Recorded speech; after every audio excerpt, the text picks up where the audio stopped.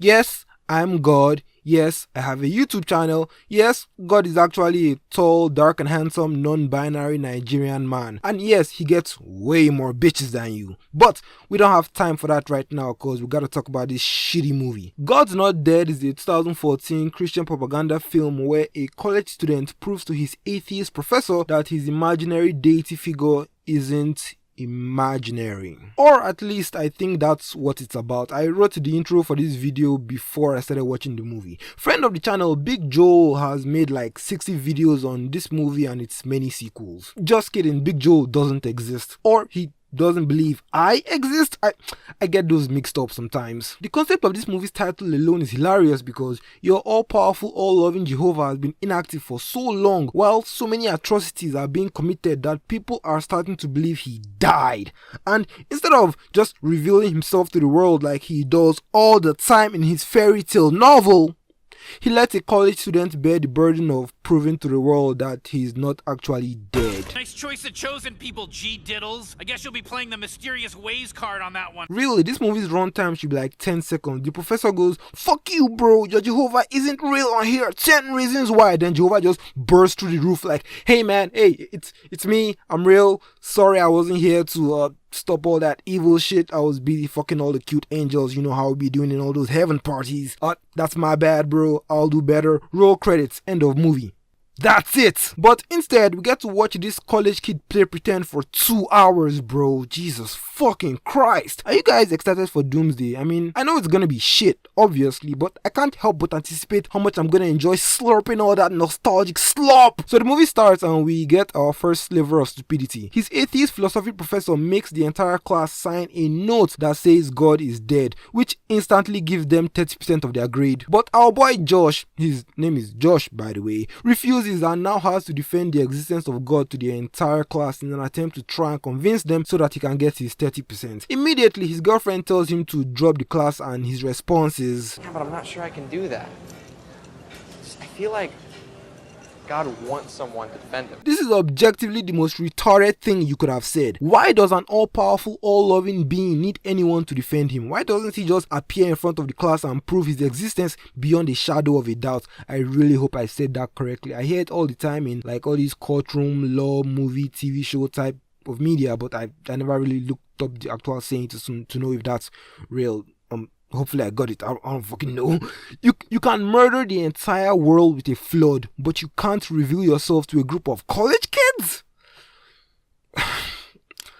Doesn't really make any sense, but okay. Plus, this is dumb. They already don't care about God, hence why they signed the fucking paper, and their atheist professor has full control over the room. You are objectively wasting your time by trying to do this. I, as an atheist, would never go into a church filled with brainwashed adults and try to convince them that their magical sky daddy isn't real. That would be weird, inappropriate, and I would be constituting a nuisance while actively wasting everybody's time, including my own. Just drop the class. Don't be an idiot. Christians are so weird, man. You never see gay people going around trying to convince people to come suck dick with them in a rainbow closet. But for some reason, it's okay for Christians to go around trying to scare people into joining their cults.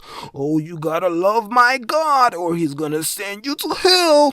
The fuck out of my face, bro. The fuck? By the way, if you're wondering why a comic book movie YouTuber is reviewing a shitty Christian propaganda film, it's because, well, I'm unhappy, I'm unfulfilled. Netflix Avatar Season 2 isn't out for another month. Spider-Man Brand New Day isn't out for another 2 months. Jesus fucking Christ. Talking trash about Magic Sky Daddy who killed billions of innocent men, women and children with a flood makes me happy, and I thought the title God Reviews God's Not Dead would be funny. And it is. Jesus said this, "Whoever acknowledges me before men, he will acknowledge before the Father in heaven. Whoever disowns me, I'll disown him to the Father." Originally, I was going to focus on just the college kid because I can't be fucked to follow the 60 other shitty storylines they shoved in here to stretch out the runtime to 2 hours. But the concept of an all-powerful, all-loving, jealous God, which by the way is a contradiction, one of many in the Bible, because how can the Bible say that God is the embodiment of both love and jealousy while simultaneously proclaiming that love and jealousy are two completely diametrically opposed ideologies? But I'll leave that for the lovely Christians to argue over in the comments. The concept of an all-powerful, all-loving, jealous God being like, don't you dare worship other gods, bro. Don't you do it. Don't you dare do it, man. If you cheat on me, I'll swear to me, I'll kill your kids, man. I'll kill all of them, bro. And I'll enslave your grandkids too. You're only allowed to love me, bro. Only me. Then Jesus is like, you'd better tell those cool guys we're friends, man. You better do it, or I won't tell my dad that you're my friend, and you won't come to play in his big house in the sky. So you better tell those guys I'm your friends, man. You better fucking do it, bro. I swear to dad. I swear to fucking dad, man.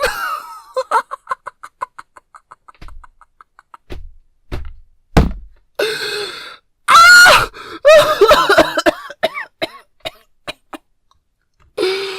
Oh fuck! Oh god! Oh.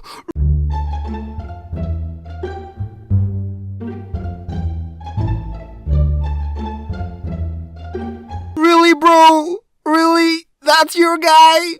The whole world is out here worshipping a bunch of insecure white men? Really?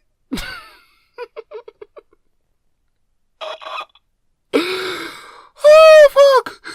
Doesn't really make any sense, but okay.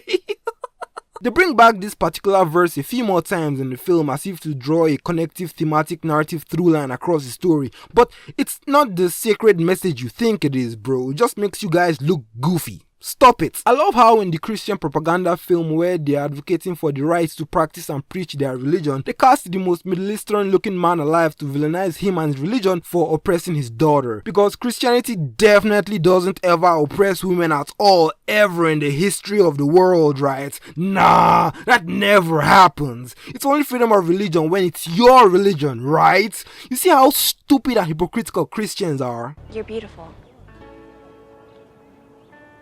I wish you didn't have to do that. Bitch, your religion preaches the exact same thing. The Muslims got it from you guys. What the fuck are you saying? Where is your head covering, you dishonorable whore? This is the dumbest shit.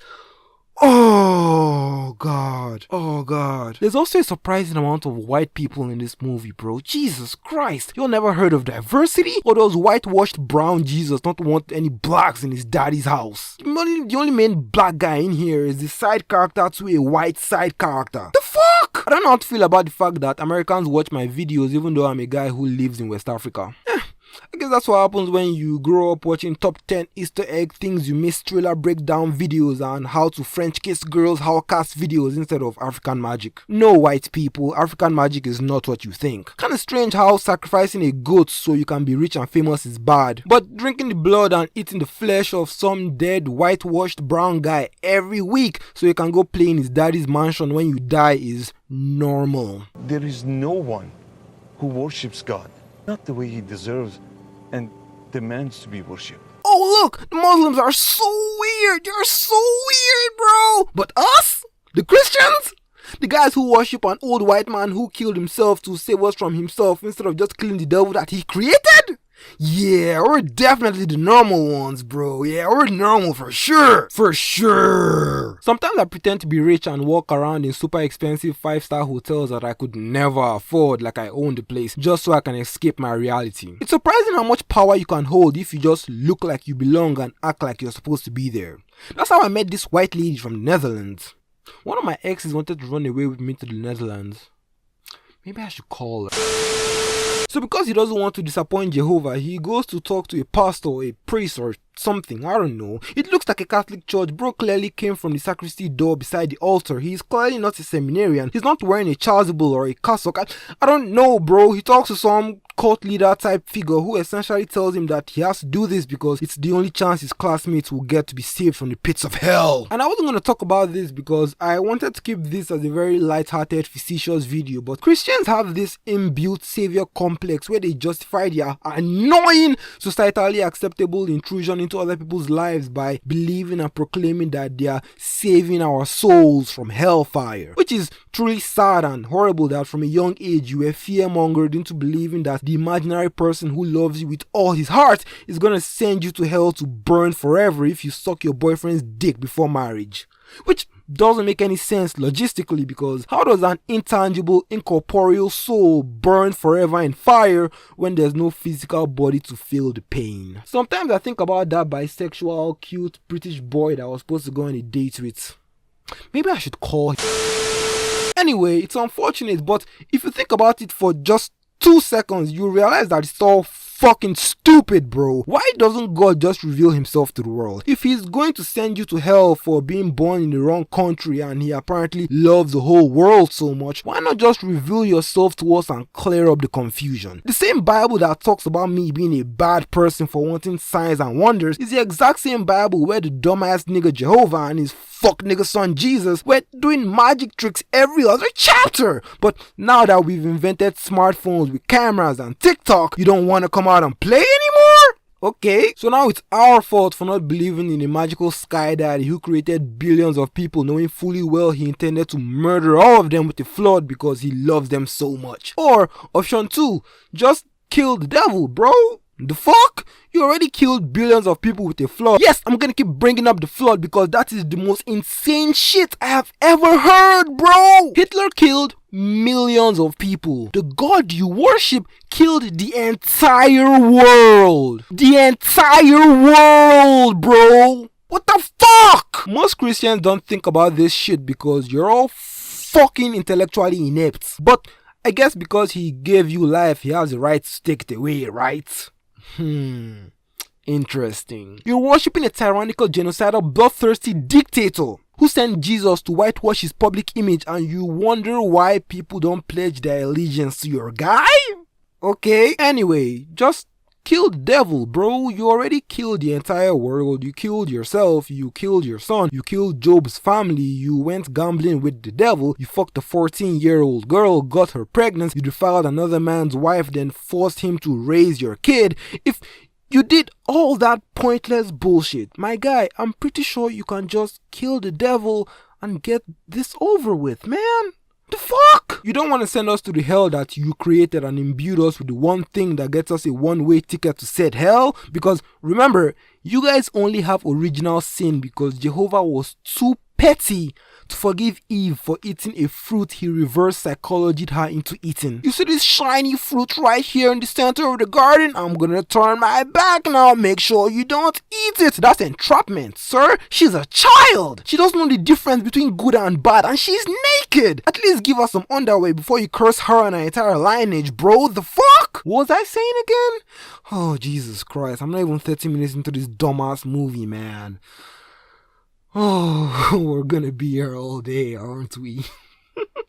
You guys need to understand that because a naked dumb lady ate an apple, the God you serve, the all-loving, all-powerful, all-knowing, all-good God that you serve, cursed the entirety of humanity. He put a curse on millions of generations, billions of people, innocent people. He rendered them useless. You are born useless. Why? Because a lady ate an apple in a garden. Aight, bro. Aight, bro. If you don't want to send people to hell, just destroy hell and destroy sin. You're telling me you can say, let there be light, no problem, but you can't say, let there be no more sin? Really, bro?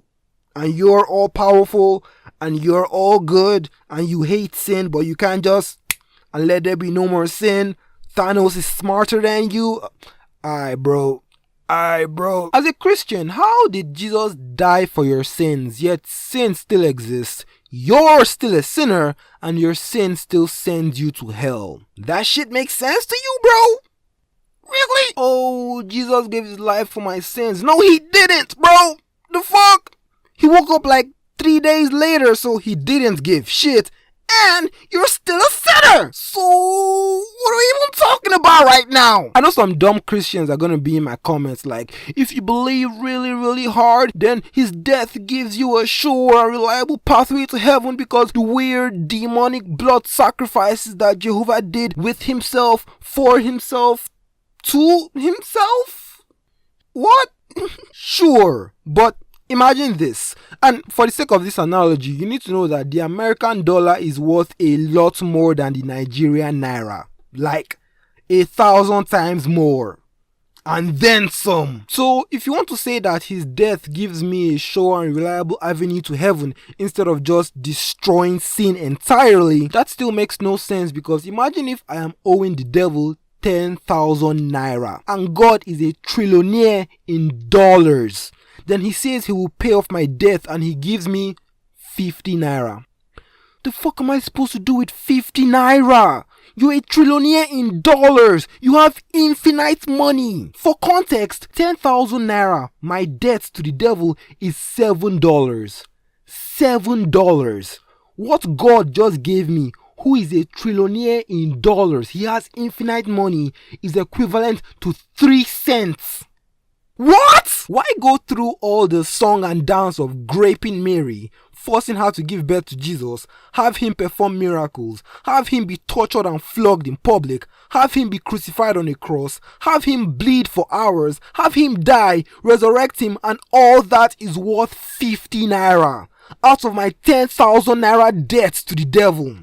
He died for my sins and sin still exists? What? Aren't you an all-powerful God? Why are you giving me 50 naira when you can just pay off the full 10,000 naira? Just like that, by destroying sin forever. Clearly you don't love me, bro, because if you did, you wouldn't be doing all this bullshit. Another problem with the blood sacrifice of Jesus is that all those who died in the Old Testament before his crucifixion grand gesture are all just in hell right now, which is crazy because they devoted their entire life to Jehovah for nothing, then still went to hell because they didn't get the Jesus DLC. And if they somehow did make it to heaven without the blood of Christ, then his life, death, and sacrifice is now even more worthless because you clearly don't need it to get to heaven. Do Christians think about any of this at all? No? Okay. And yes, this is still a review of the movie God's Not Dead. Shut up! You see how none of this Christianity bullshit don't make no fucking sense, bro? But I say no one can disprove that God exists. I can. Ooh, pick me. It's easy. He's a dumbass. Simple. He's all-knowing, all-loving, all-good, all-powerful, and all-present, right? Okay, so why did he create the devil? He knew Lucifer would rebel against him and turn into the devil, yet he still created him. If he's all-good and all-knowing, why did he literally create the embodiment of all evil? Huh? Why'd he do that shit? We already talked about how the forbidden fruit serves no purpose but to entrap a bunch of innocent children. Bro put poison in the middle of the garden and told his children not to touch the poison. And you want me to give my life to that guy? Sure. Okay, but can we talk about why Jehovah didn't just forgive Adam and Eve? The old man from the prodigal son parable forgave the prodigal son whose sins were 1,000,000,000 times worse than Adam and Eve, but Jehovah refused to forgive them. He instead chose to curse them and all of humanity because a mindless lady ate an apple. An all-loving deity put a curse on the entire world because one lady ate one apple in a garden. That makes perfect sense to you guys? Like, bro, she didn't even finish the apple. She took one bite. If she had eaten like 2 apples, I can understand. Okay, she ate 2 apples. You can curse the entire world. But she didn't finish that. No, that still makes perfect. Okay.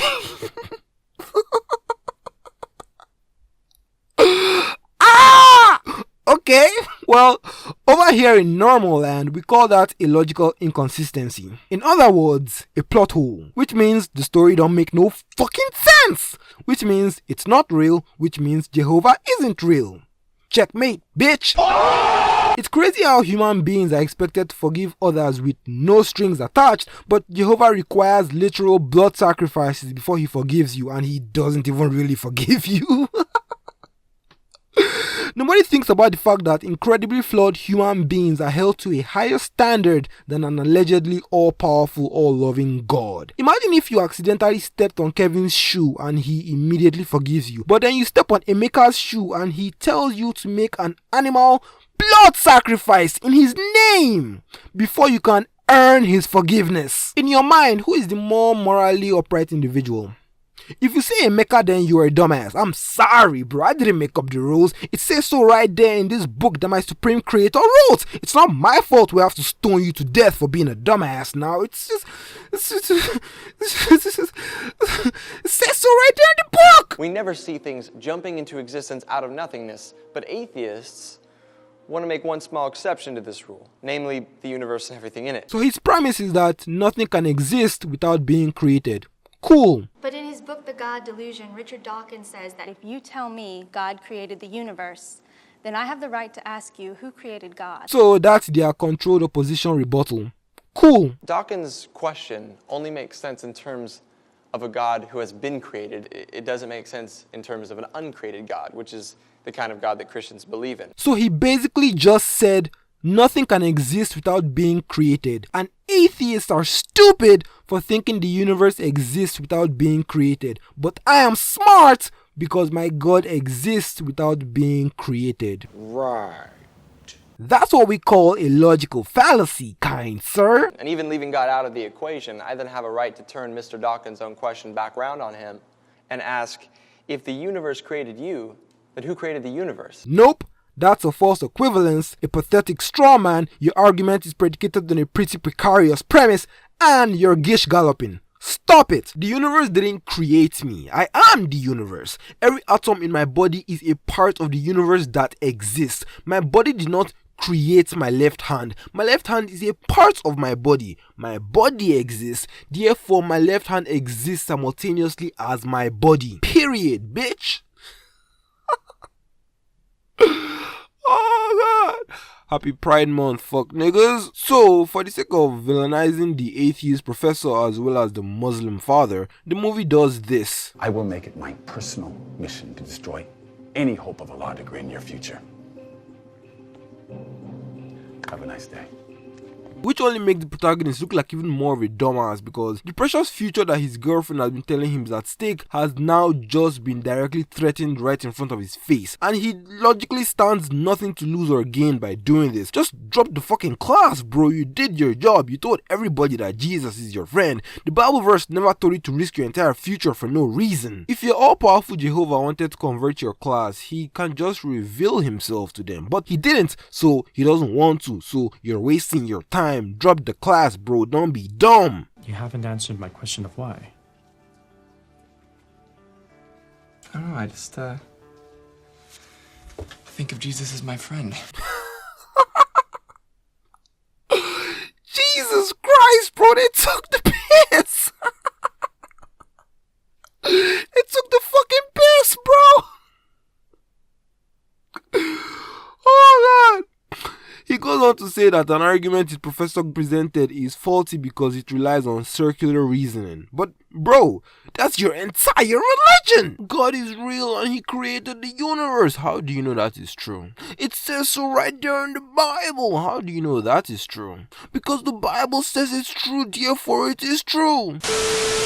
I can't take most of this movie seriously because it's largely one big illogical, intellectually inept joke. I mean, they killed the fucking atheist, bro. They killed him at the end, and then they gave the other atheist cancer. Then we're like, oh, this is a time to celebrate. We should celebrate. The atheist is dead. That's a piece of dialogue they put in the movie for the fucking what's his name? Side character to the side character, black character. What happened here tonight is a cause for celebration. Oh.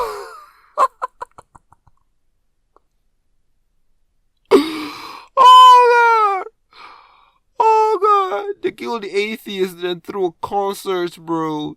Jesus fuck. Think about the joy. But putting all that aside for now, the arguments are even worse because it's all just he said, she said bullshit. Look, this famous scientist said this and he is wrong because another scientist said this and that, but that really old astronomer said this, so that means this dead professor and philosopher who you quoted is actually incorrect. Bro, why would an all-loving God create billions of people just to brutally murder them with a flood? Can someone explain that logical fallacy to me?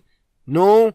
Okay, I'm not a scientist, a philosopher, an astronomer, or a theologian, so I don't really care what any of those guys are saying. I'm a film critic, which means I critically analyze stories, and the Bible is just one big story that doesn't make any fucking sense, bro. It's really that simple. What happened to you? When a 12-year-old watches his mother die. Of course, they try to presuppose and assert the stereotype that all atheists hate God because of a great tragedy they experienced in their past, as if simple critical thinking and logical reasoning aren't enough to lead a person to reject the deep psychological brainwashing that has been instilled upon them since they were a literal child. Great. Yeah, I can't take this movie seriously anymore, bro. I'm done. Subscribe to my Patreon and give me money. Do it now. I hate God! Dude, I already ended the video. Just shut the fuck up. Shut up. How can you hate someone if they don't exist? Shut up! Shut up! Oh God, fuck this movie, man. God's not dead, it's surely alive. It's living on the inside, roaring like a lion. God, Think about the joy